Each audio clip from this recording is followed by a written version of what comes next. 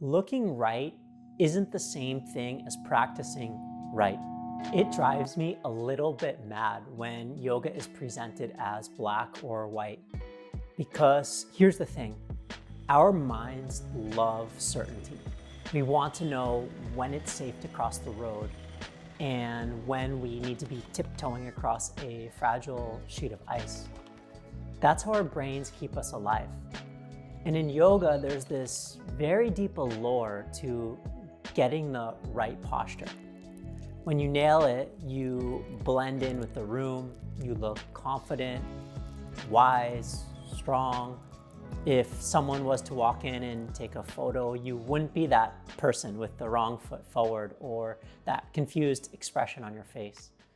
But looking right isn't the same thing as practicing right. There's a massive difference between practicing in a way that truly supports you and flailing around disconnected from your body. And here's the thing, no one really tells you this. I've seen students doing the most advanced postures, balancing on their hands, twisting into shapes I can barely describe, yet they're completely disconnected from themselves. I've seen it, no awareness of what they need that day.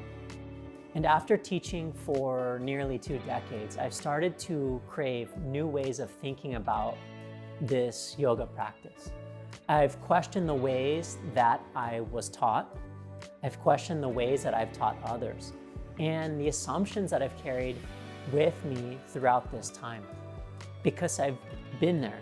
I've been stuck in that real binary way of thinking, believing that there's a single correct way that we can do every single pose. I remember a long time ago finding this children's book that was lying on the floor, and it was about opposites. It taught black or white, good or bad, left or right, up or down. And when we're young, that's how we make sense of the world that we see around us. We sort things into neat little boxes. It's not bad, it gives us a framework to operate in.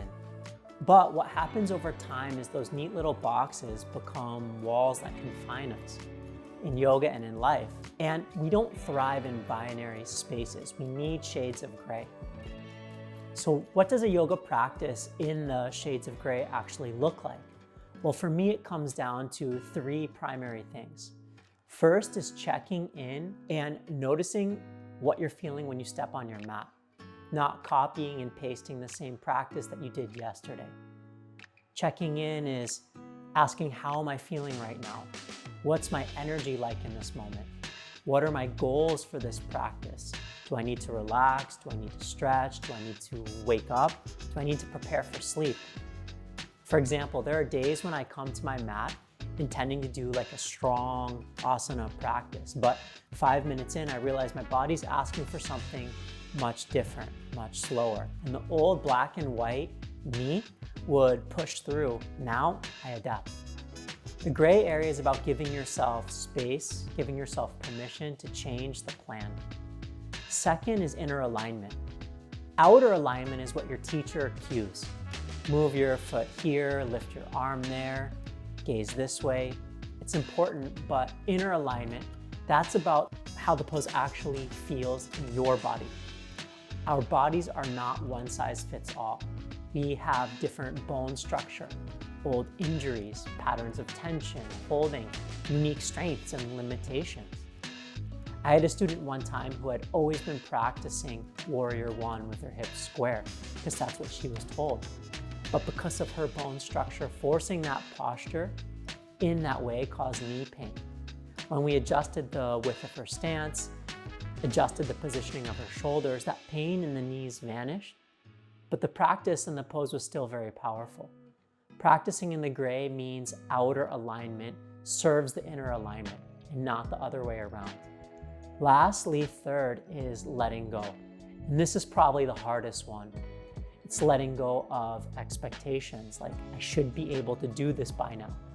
Letting go of comparison. That person makes it look so easy. Ego-driven voices saying, push through that pain. You can rest later. Anytime that I've had an injury in my life that has come from that pusher side It's been a reminder that I need to approach the practice by telling myself, let's slow down, let's explore what I actually need here and now. Letting go isn't passive, it's incredibly active. It's saying, I'm willing to listen to what's true for me today, even if it's different from what was true for me yesterday, even if it doesn't look like an impressive posture. We all start with black and white thinking. It gives us structure and it helps us learn the rules. But with maturity in yoga and in life, it is learning when to take a step outside of those rules. Practicing in the gray doesn't mean do whatever you want, and it doesn't mean abandon technique. It means you blend structure with sensitivity, discipline with curiosity. It's where the real practice, the true practice lives. Responsive, alive, and deeply your own. So the next time that you step onto your mat, notice, am I chasing the perfect photo, or am I practicing in a way that supports me today? Because the truth is, the most beautiful practice you can have won't be black or white. It'll be alive, breathing, and somewhere in the gray.